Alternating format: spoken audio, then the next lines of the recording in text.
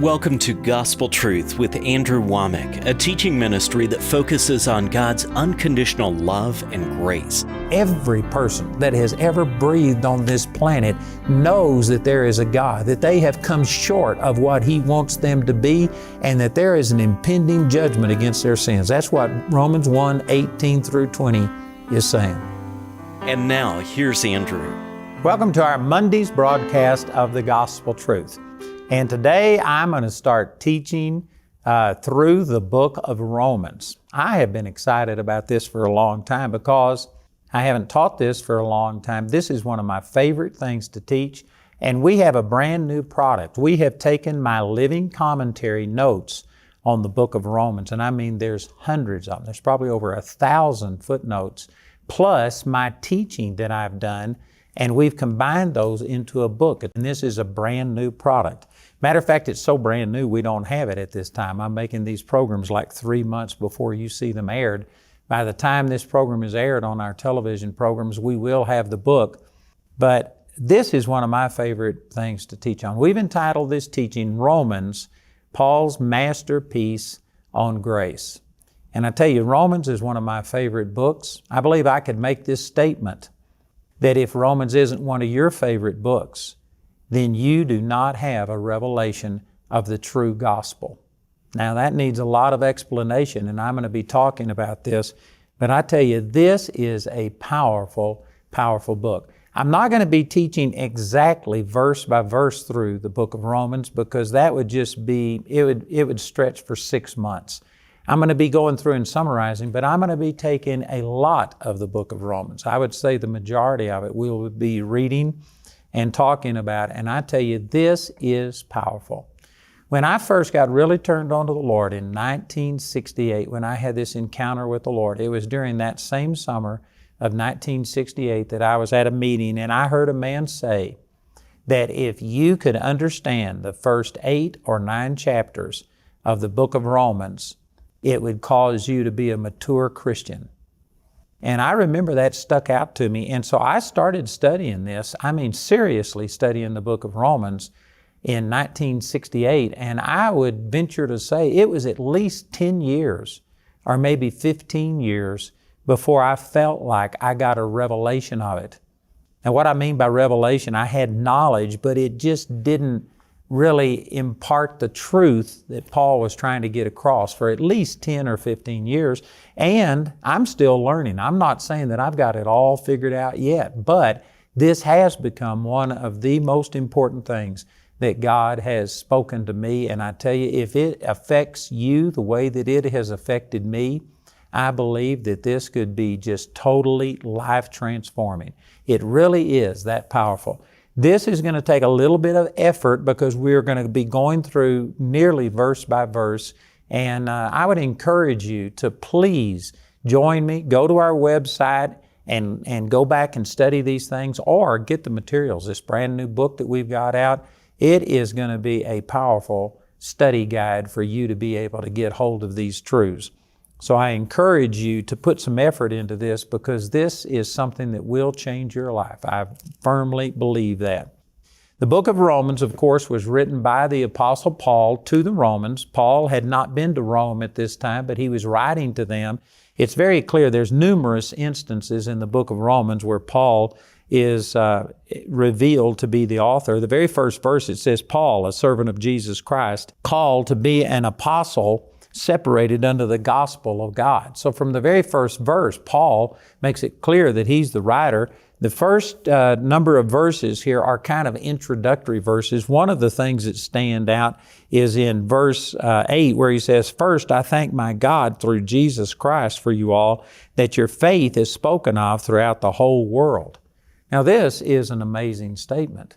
You know, today, if you were to go to a city someplace and see a church there and you go in and say, your faith is spoken of throughout the whole world.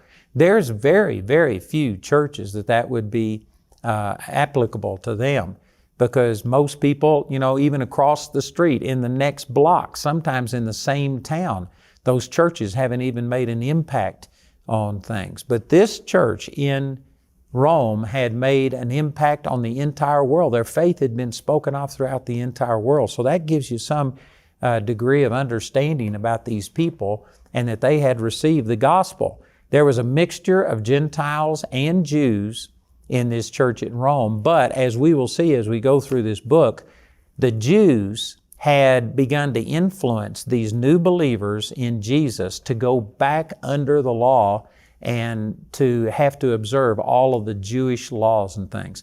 You know, Christianity is an outgrowth of Judaism.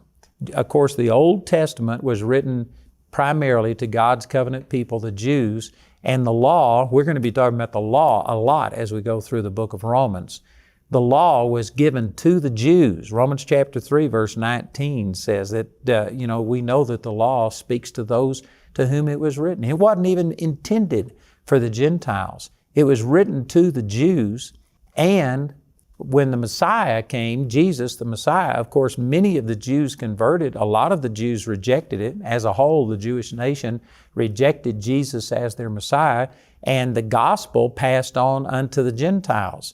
And so the Gentiles for the last 2,000 years have really been the ones that have been carrying the kingdom of God and presenting it and bringing these truths to the world. But it was an outgrowth of Judaism, and therefore there were some Jews who had believed on Jesus who were trying to make the New Testament believers go back and observe all of the Old Testament law. And the book of Romans is written specifically to explain that the New Testament is different than the Old Testament. You know, for a lot of people, the only difference between the Old Testament and the New Testament is just one blank page in their Bible right here. They see all of this as one thing. But there are many things. The book of Romans is Paul's masterpiece on grace, and he's going to be countering a lot of the Old Testament ideas. Hebrews deals with the same thing. In Hebrews, we don't know exactly who wrote it. It's not specifically stated. It sounds to me like it's the Apostle Paul. So I personally believe that Paul is the one that wrote the book of Hebrews, but we can't be sure about that. Paul wrote the book of Galatians, and in the book of Galatians, he's saying the same things that he says here in the book of Romans, but it's like in Galatians, I'm not saying he's angry, but he is put out with the legalism that these people had gone into, and he begins to say, even if an angel preaches unto you any other gospel than what I have preached, let him be accursed.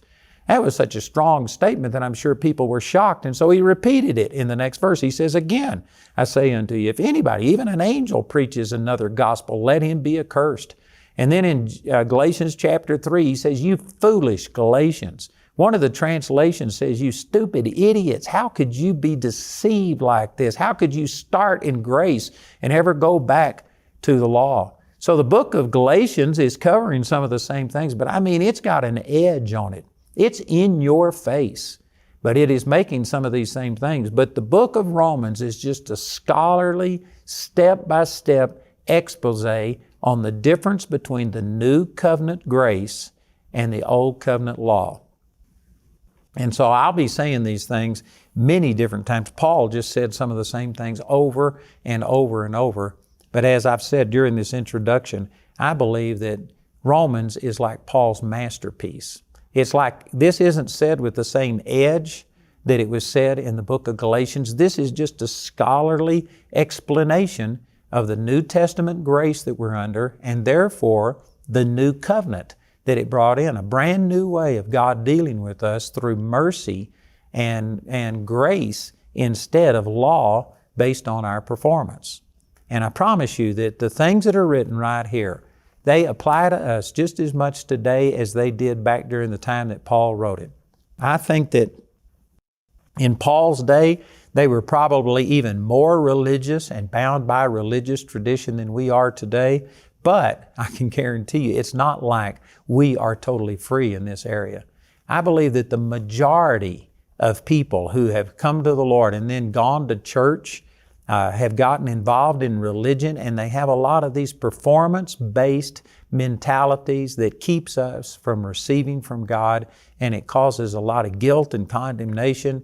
We aren't walking in the liberty and the freedom that God intended us to because of a lot of wrong teaching that the book of Romans is going to specifically deal with. So again, the first few verses of Romans chapter 1 are kind of introductory.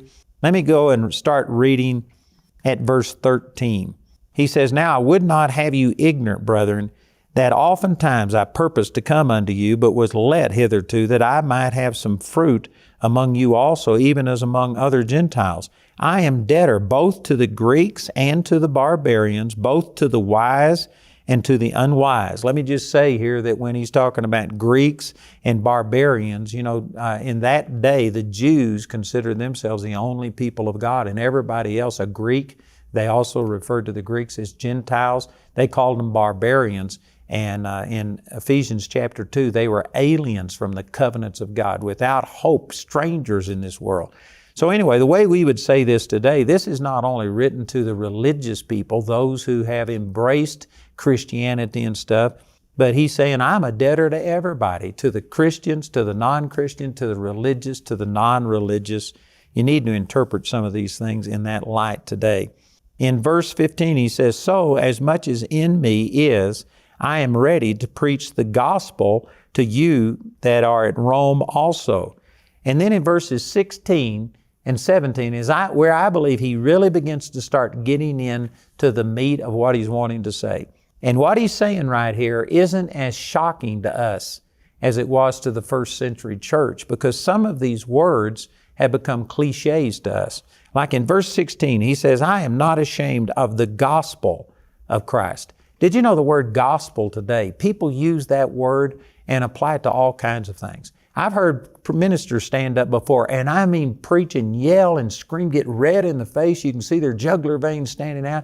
And they're saying, "You're a sinner. You're going to hell." And I mean, they'll draw the word out and they'll scream, and they have this gravelly voice because they've been screaming so much. And they will just condemn people. "You're going to hell. You're going to burn in hell forever." And then they'll say, "That's the gospel." So we have used the term gospel now to refer to nearly anything that has to do with Christianity. Did you know it is true that there is a heaven and a hell? And it is true that if people don't accept Jesus, that they're going to hell. But it is not the gospel. And I know that this may shock a lot of people. The word gospel here, I'm not going to go into all of the, technicalities of this. There is a lot about this I could say, but I think that I'd probably lose most people. I just want to boil this down to its simplest terms. The Greek word for gospel here was a rare word that was very seldom used. Matter of fact, one of the commentaries that I read about this said that in all of the Greek literature, now I don't know if this means all of the Greek literature or maybe just all of the Greek literature that this commentator had looked at, I don't know. But anyway, in all of the Greek literature is what he said, that this word that was translated gospel in the New Testament was only used twice outside of the Bible. It was a rare word. It literally means good news. But it's actually more than that. It was so rare that this was a hyperbole. It was an overstatement. It was an exaggeration. It was such a thing. It was such good news that outside of the Bible, nobody ever used this word. It was very rare that it was used because in a fallen world, there was very little that was really good news. Yeah, I think it'd be more accurate. This is my own definition, but I think that the word gospel here is referring to the nearly too good to be true news. Not only good news, but I mean such radically good news that this is just rare. It doesn't really apply to anything except what Jesus came to do for us. What Jesus did for us through His death and resurrection and taking our sins is so radical that I believe it is appropriate to say this is nearly too good to be true news. So when Paul announced right here that I am not ashamed of the gospel of Christ, did you know today that doesn't have much impact on people because again, we use gospel to refer to anything.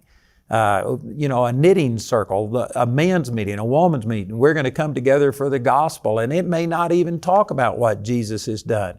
We just use the word gospel to kind of refer to anything that is religious, specifically Christian religious.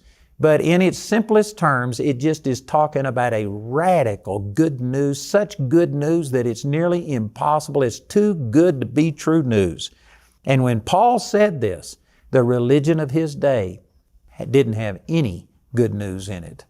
I mean, it was oppressive. And again, I could spend the rest of this program and multiple programs trying to amplify on this, but the religious people of Jesus' day were so legalistic, they had counted out how many steps you could take on a Sabbath day. You couldn't take more than just a prescribed number of steps. That's referred to in the Gospels when it says that Bethany was a Sabbath day's journey from Jerusalem. What that means is that was the maximum number of steps that you could take.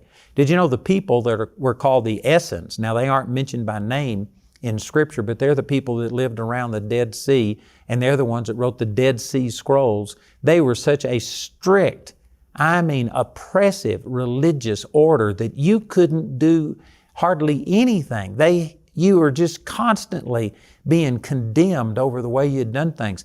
And with these Essenes, it's actually in their writings that you couldn't have a bowel movement on the Sabbath day. From sundown Friday until sundown Saturday, it was against the law, their law, for you to have a bowel movement. I mean, they had such strict religious things. You remember that the disciples walked through the grain fields and they took some grain and rubbed it in their hands and ate the grain, and they said, "You're breaking the Sabbath." They accused Jesus of breaking the Sabbath when He healed people on the Sabbath day. They just had all of these rituals and laws. And so anyway, the point is that there was no good news in that. You were just constantly being told, you're wrong here, you're wrong there, you can't do enough.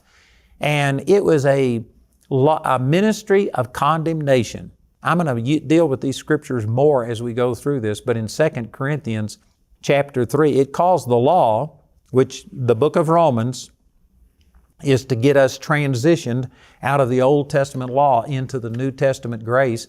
And 2 Corinthians chapter 3, verse 7, I believe it is, calls the law a ministration of death. Verse 9 calls it a ministration of condemnation. And it was just condemnation, guilt. It was constantly pointing out you're wrong. So in the religious system of Paul's day, there was very little, if any, good news. It was oppressive.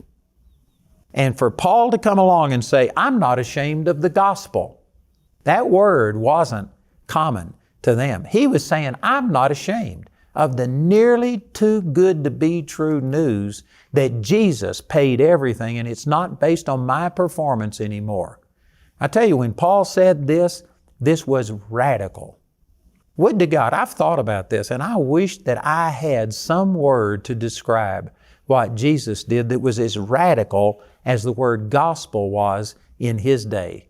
And if I could use that word to somehow or another distinguish what Jesus did from what the word gospel has come to mean by connotation today, I think it'd be beneficial. I just can't think of a better word than this. But the word gospel, as He used it, was so radical that the religious people of His day were offended at this because it was talking about good news, that you're forgiven, that you're cleansed because of what Jesus did, and it's not based on your performance. Boy, that was offensive to the Jews of His day. So remember all of that when He says in verse 16, I am not ashamed of the gospel, the nearly too good to be true news of Christ. For it, talking about the gospel, is the power of God unto salvation to everyone that believeth, to the Jew first, and also to the Greek. Here's another word that needs to be explained, is the word salvation. Because today the word salvation has been cheapened from what it originally meant to be. The word salvation as used in the Bible is not limited to forgiveness of sins. It includes forgiveness of sins, but it's much more than that. For instance, the same word that was translated saved many times in the Bible is translated saved over in James chapter 5, where it says, if anybody's sick, let him call for the elders of the church, let them anoint him with oil and pray over him, and the prayer of faith shall save the sick. Sozo, the sick. That's the Greek word, and it's the exact same word that was translated saved as pertaining to forgiveness of sins. That same word is also translated about delivered, that you can be delivered of demonic things. The Greek word sozo is literally referring to not only forgiveness of sins, it includes that, but it's the healing of your body, it's deliverance from Satan, depression, discouragement, it's prosperity, it's all of these things. Basically, I could say it this way, that the word salvation, as used in the Bible, refers to anything that came as a result of what Jesus did. And sad to say, the church, for whatever reason today, has broken salvation down to mean only forgiveness of sins, but they don't include the healing of your body.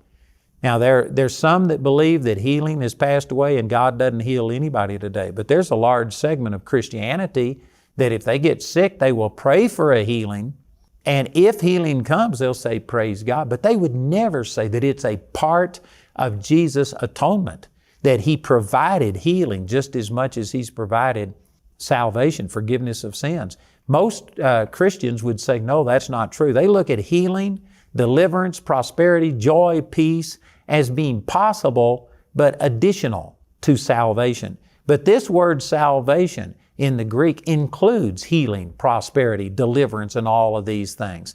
So when Paul said, I'm not ashamed of the nearly too good to be true news that Jesus paid it all, it's not based on my performance, it's based on my faith in what He did, and He paid it all. This is the power of God unto the forgiveness of sins, the healing of your body, your prosperity, your joy, your peace, your deliverance, your emotional stability, on and on.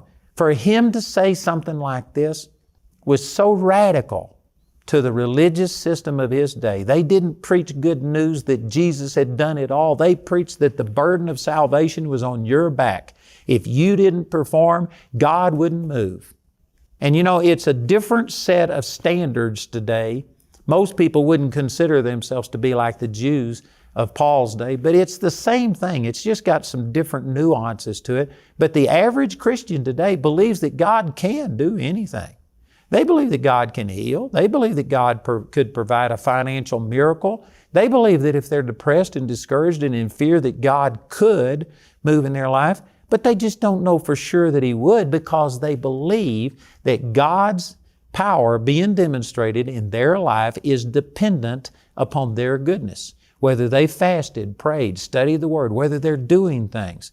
So it's not really that people doubt God can do things. They doubt God's willingness to do it because they know in their own heart they haven't done everything correctly, that they haven't lived up to it.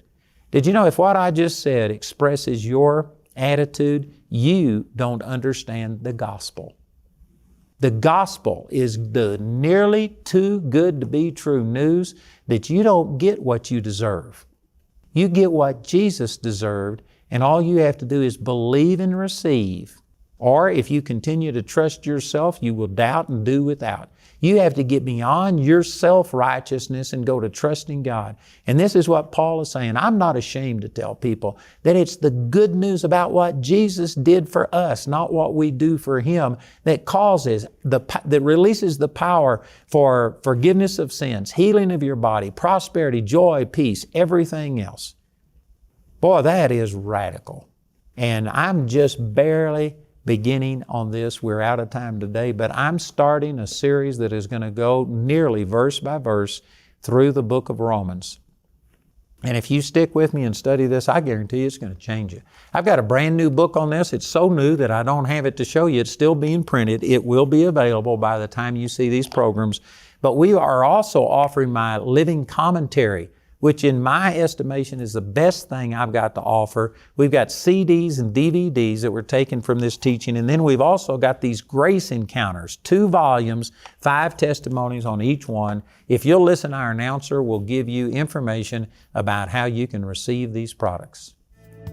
Andrew is pleased to announce the release of his brand new hardback book titled Romans, Paul's Masterpiece on Grace. This brand new book includes all of Andrew's personal study notes and commentary on the book of Romans, compiled from Andrew's Life for Today Study Bible and Living Commentary. This valuable resource is available for a gift of any amount when you contact us. Romans, Paul's Masterpiece on Grace, is also available in a CD or DVD album made from our daily television broadcast. Each of these valuable resources are available for a gift of any amount when you contact us. This entire series is also available for audio download absolutely free from our website. Go to awmi.net to see all the ways you can get this teaching. Today, you heard Andrew's personal revelation on the book of Romans. You can study through the entire Bible with Andrew when you get his continually updated living commentary. This extraordinary resource contains his personal study notes, footnotes, and commentary on over 25,000 Bible verses. Andrew has priced this valuable study tool at only $120. Go to awmi.net to download yours today. Also today, Andrew's offering the Grace Encounters Volumes 1 and 2 DVDs as his free gift to you when you write or call. This special offer is a $50 value, absolutely free when you contact us today. Or you can get each of these valuable resources as part of the Romans package. This package includes Andrew's living commentary, as well as the Romans, Paul's Masterpiece on Grace hardback book, your choice of either the CD or DVD album, and Grace Encounters Volumes 1 and 2 DVDs. This incredible package has a catalog value of $275, but you can receive all of these valuable resources today for just $197. You can become a Grace Partner or order resources through our website at awmi.net. While there, you can discover more product details and download additional free resources. You can also order resources or receive prayer by calling our helpline at 719-635-1111. Our helpline is open Monday through Friday, 24 hours a day, and Saturday and Sunday from 7:30 a.m. to 6 p.m. Mountain Time. To write us, use the address on your screen. We appreciate your generosity and hope to hear from you today. You know, the Lord has given me a huge vision, and we've been blessed up to this point, but I've still got so much that God's leading me to do. I'm believing God for 10,000 new partners. We've already got over $120 million worth of buildings in just the last 9 years, but I've got at least $100 million worth, maybe $200 million worth of buildings still in my heart for our students, for an activity center. We've got a new student housing that we've got a preliminary drawing of that is showing you a little idea of what it would look like. This one would house about 120 people. Our others are going to be smaller with maybe somewhere around 40 people per dorm, but we need this student housing and we need people to become partners. I'm believing for 10,000 new partners. I would ask you to pray about it, and if the Lord says so, join with us and help us change people's lives through Charis Bible College. I want to let all of our TV viewers know that on the 24th of July, we are having what we call Charis Day live stream. And this is where I will be broadcasting to all of our locations around the world. We have well over 50 locations in many different countries, and I will be broadcasting and just talking to you about the benefits of signing up. You do have to register for this, and so if you'll go to charisday.com and register, then you can go and participate in this live stream on July the 24th. So check it out and join me for our Charis Day live stream.